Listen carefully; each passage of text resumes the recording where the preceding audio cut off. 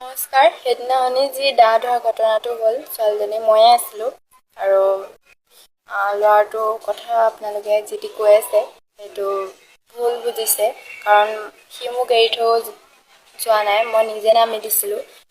নামি দি মই নাযাওঁ কৈছিলোঁ ঘৰলৈ, আৰু সি কৈছিলে যে ব'লা মই থৈ আহোঁগৈ।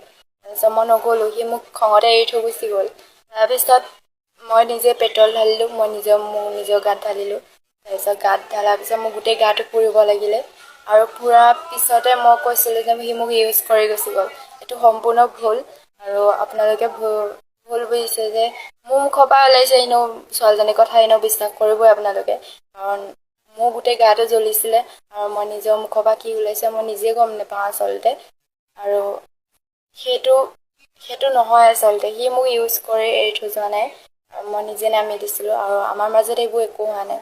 আৰু এই ভিডিঅ'টোৰ জৰিয়তে মই ক'ব বিচাৰিছোঁ যে সি মোক ইউজ কৰি এৰি থৈ যোৱা নাই। আপোনালোকে এইবোৰ ভিডিঅ' নিউজ চব কৰিছে, চব ডিলিট কৰি দিয়ক।